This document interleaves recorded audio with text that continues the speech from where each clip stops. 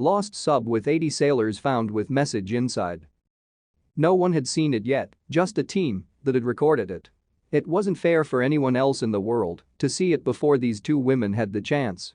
It had been long stretching, painful mystery that finally had a real, however bitter, ending. The mystery started long before Lost 52 Project got its hands on the case, but they wanted to be the ones that finally finished it. Tim Taylor and his wife Christine Dennison's private company had one very clear goal that would take them from foreign libraries to the freezing depths of the ocean floor. The 52 in their name came from the 52 lost U.S. submarines during World War II. Between their resources and support from various governments, their life's work was to find these lost vessels.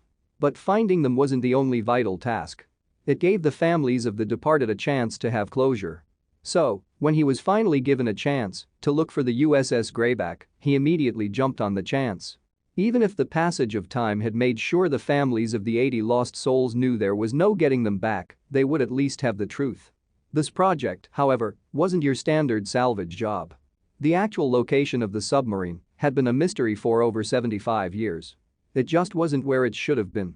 The other issue was how many enemies the Greyback had made over her 10-mission journey. Tim pored through the notes again, making sure he had every detail right. The Greyback, also nicknamed the SS-208, had left Pearl Harbor on January 28, 1944. Nearly a month later, the sub had sent a message that it had sunk another 2 Japanese vessels. This left them with a rather large problem. Because of the long string of attacks, they were down to just 2 torpedoes. They would have to dock at Midway Atoll, at least that was the plan. But over 3 weeks after their planned arrival, there was still no word from them.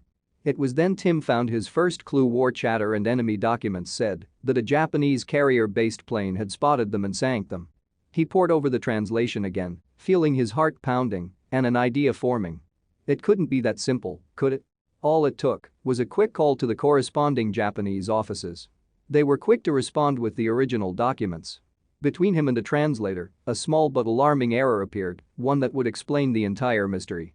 The US documents had been translations. But in the speed and heat of war of World War II, one single number in the latitude and longitude had been transcribed incorrectly. Everyone had been looking in wrong place. Tim and his wife rushed to get their team and equipment together. Between the newest robotics and other groundbreaking technology at their hands, it didn't take long for their underwater camera to finally find the 300-foot submarine nestled in the ocean floor. The Greyback had indeed been sank.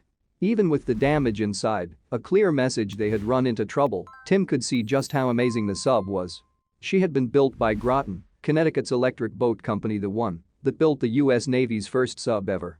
This girl had some serious firepower back in her day.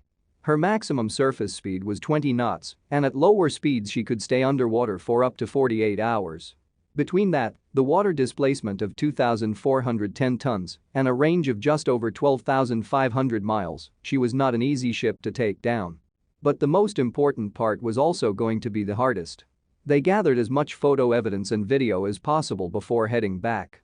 There would be no public broadcast or announcement until he was able to show the family members. The first 2 were women who had lost their uncles.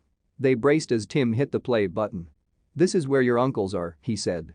"This is the Greyback." The women covered their mouths and tears started to flow. One said, "He's come back. Thank you." It was a solemn moment, but one they hoped would help heal old wounds. Thank you for watching this fantastic story. Please tap one of the 2 videos on your screen for another amazing Wonder Stories.